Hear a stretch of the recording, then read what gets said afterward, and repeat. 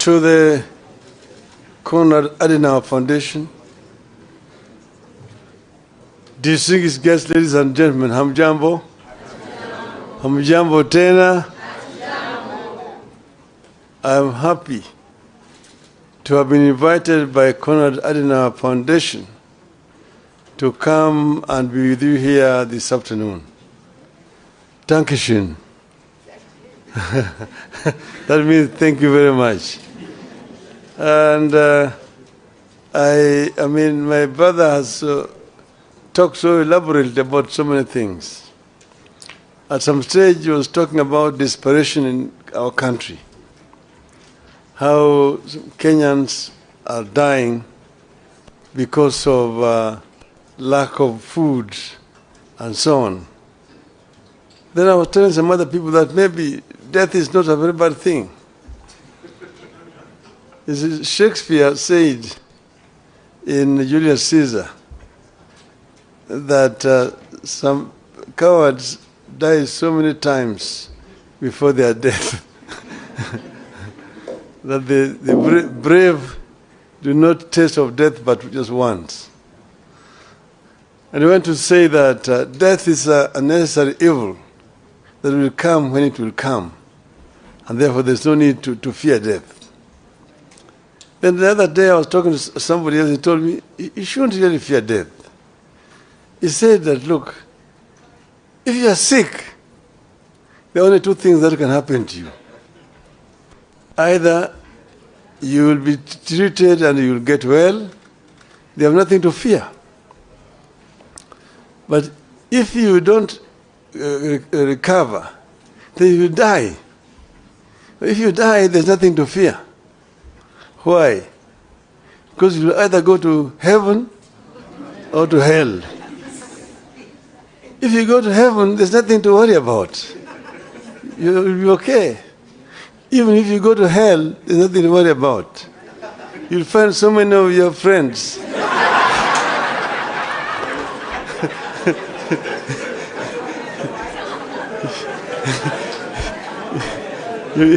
So spend a long time just greeting them. How are you? How have you been? Before your time for the fire comes.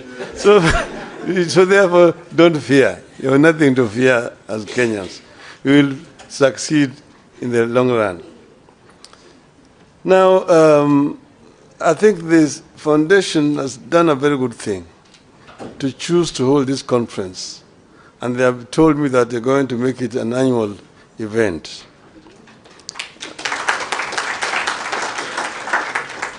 So it is my real pleasure to speak to this distinguished audience at a time the country is undergoing profound challenges with no end in sight. My task is to share with you the alternative economic pathways proposed by Azimio la Umoja One Kenya coalition party for the people of Kenya. I will do that with pleasure. But before I do that, let me thank the Konrad Adenauer Foundation, Stiftung, as it's called in German, for putting together this conference on the subject of transforming a nation. It is proper that a foundation that bears the name of the man who presided over the reconstruction of Germany after the Second World War should get us together so that we can discuss our own reconstruction. I happen to have been in Germany during its days of reconstruction and transformation, and I can say two things without fear of contradiction.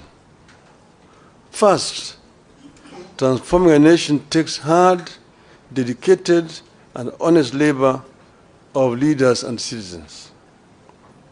Secondly, no nation is beyond reconstruction and transformation.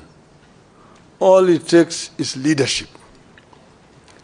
And I arrived when the war had ended, the Marshall Plan had been introduced, and the work of reconstruction was in its second phase.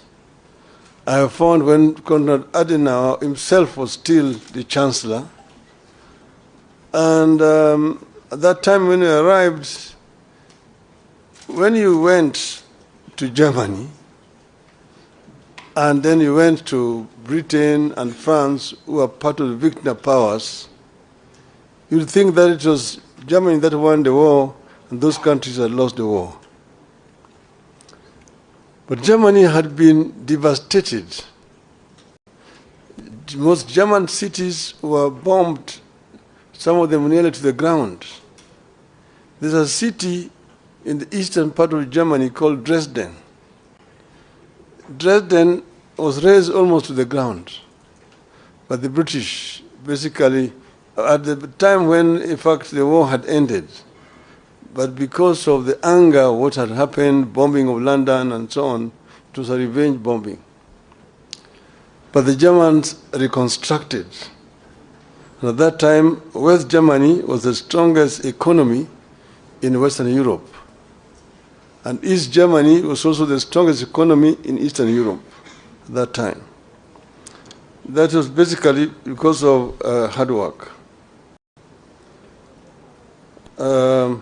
I want to say that a year after our election, if you ask Kenyans, are you better off today than you were at the time, this time last year? The answer will be obvious, that we are in a deep hole. Failing policies and grim economic prospects. There is a devastating loss of trust and confidence in our economy, our financial markets, and our government. We are caught in a cycle where reduced spending power leads to loss of jobs, which leads to even less spending, where the people can't borrow because rates charged are too high, yet lack of borrowing slows growth and leads to even less credit. Credible data collected and published by the government confirms all this grim news. And this meeting is taking place as a day after the State of the Nation address by the President. I'm going to try to answer some of the things that he said yesterday. But this is not a response. At the Hustler Fund, which was supposed to support households and micro enterprises, default on payments at a higher rate than those at the commercial banks, SACCOs, and microfinance. Out of the Hustler Fund's outstanding, that is 10.2 billion shillings worth of loans in the last 9 months, 29% is deemed to be portfolio at risk, implying it has not been serviced by the borrowers as per agreed schedule. This means that borrowed amounts worth about 2.9 billion shillings in Hustler Fund loans fall in the category of non-performing loans. Job cuts are back to the rate where they were during the COVID. According to the CBK survey, more than a quarter of chief executives expect to cut jobs before the end of the year because of increased operating costs and softening demand for goods and services, setting up families for a gloomy festivities period. The Central Bank of Kenya is the survey that targeted CEOs of more than 1,000 private sector firms through online questionnaires shows that 26.3% of those surveyed expect to cut their workforce between now and the end of the year, while 63.5% will not be hiring any new staff. At the Nairobi Securities Exchange, some 6,256 foreign investors fled in the last 9 months. This is 42% of foreign investors in the country. This exodus is a result of the rapid but unstable tax policies that are scaring away foreign investors and leading to low revenue collections. In October, the same National Security Exchange was ranked the worst performing African banks in the first 9 months of the year in dollar returns. Investors prefer a country with a stable taxation policy, a stable currency, and a growing economy. The current regime is changing tax policy frequently, mismanaging the shilling, and weakening economic growth. Kenyans are ditching mobile payments. A number of local SMEs using payment methods such as pay bills and Lipa na M-Pesa are now asking their customers to use cash when paying for goods and services to avoid taxation. Fuel consumption fell rapidly between January and June, dropping to the lowest levels in the more than 5 years. Up to 85% of farms are not paying corporate taxes. At least 8 in 10 companies in Kenya did not pay taxes on earnings last financial year. This signals a tough economic environment that hit sales, prompting some businesses to scale down operations. The Kenya Revenue Authority, KRA, missed its revenue target for the first quarter of the current financial year by 79 billion Kenya shillings. Of course, the story of the Kenya shilling on a free fall bears no repeating. It is obvious to everybody. From 120 to the dollar to now 159. I could go on and on, but I beg to stop there so that we can get into what Azimio thinks. The fact is, many Kenyans are both anxious and uncertain of what the future holds.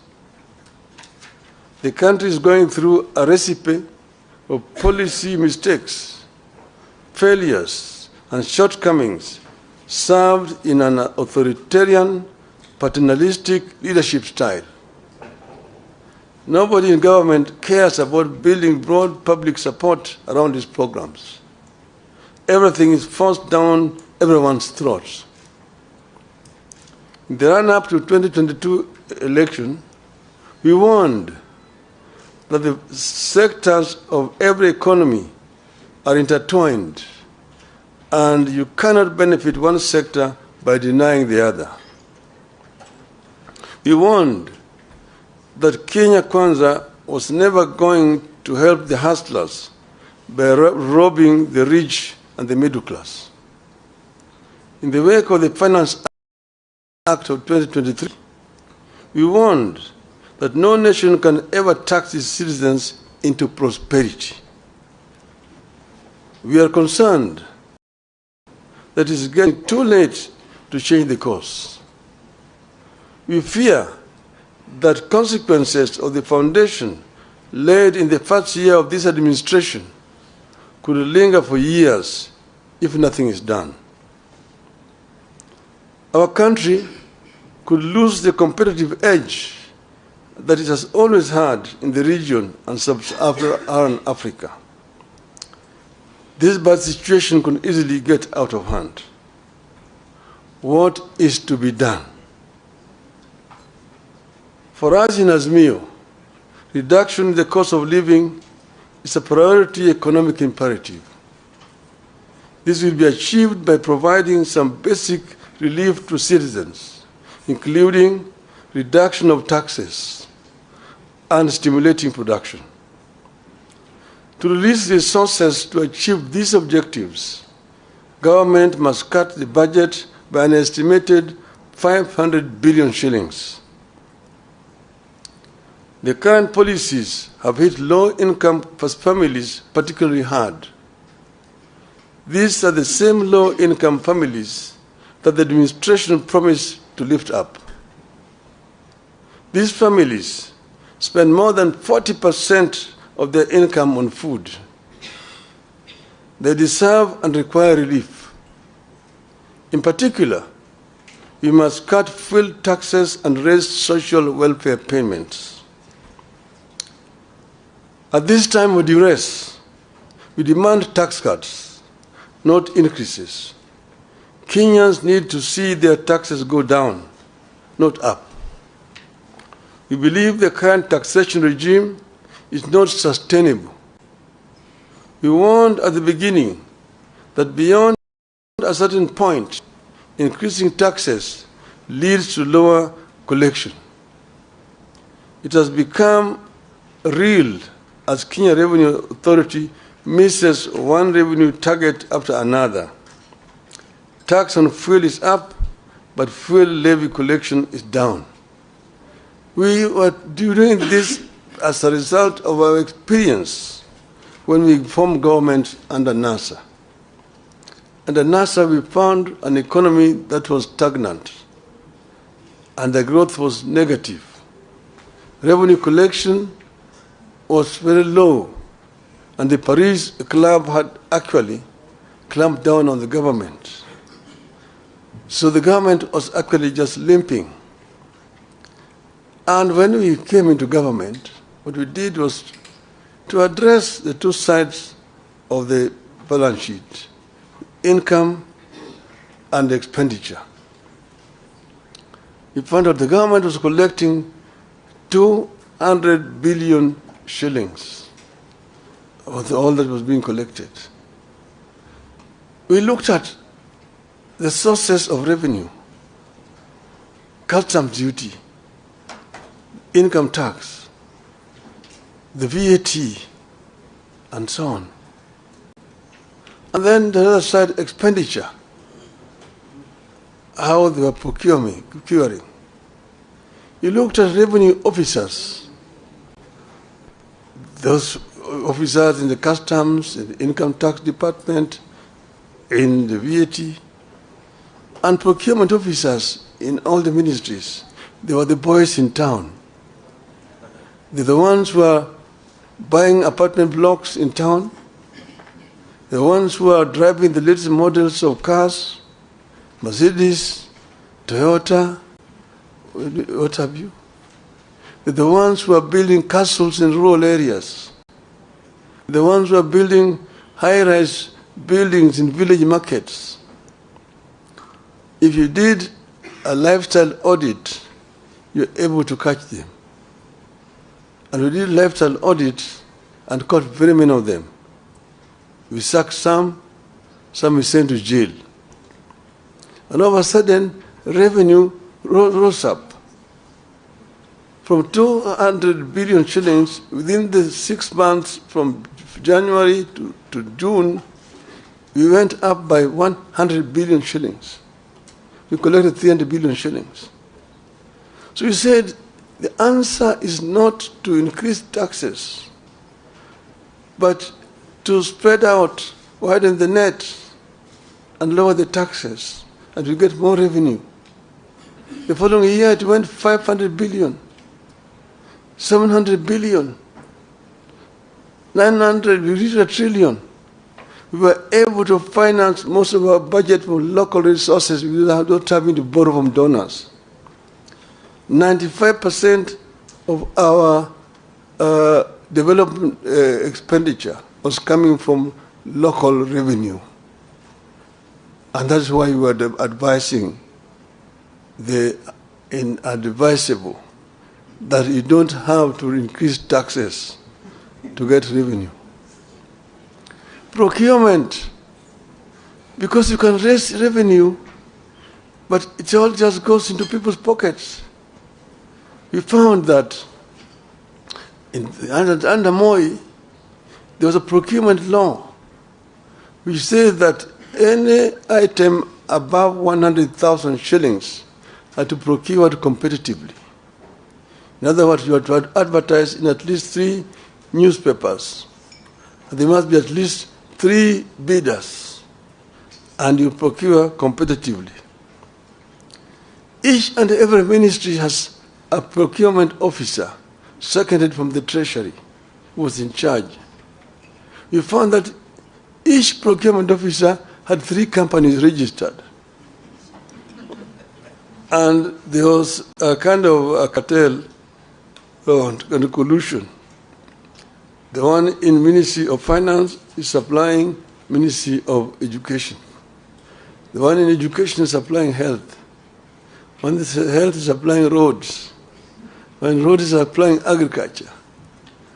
And if you are the tender, there will be 3 companies. All those 3 belong to one person.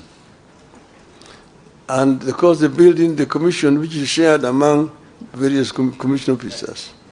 An item that's supposed to be procured at 100,000 shillings goes for 5 million shillings. And that's where the money is being lost. These ones, again, we did lifestyle audit. We sacked some of them. We jailed some of them. The government was now procuring competitively. And that is how we manage that economy. So you need to stimulate production.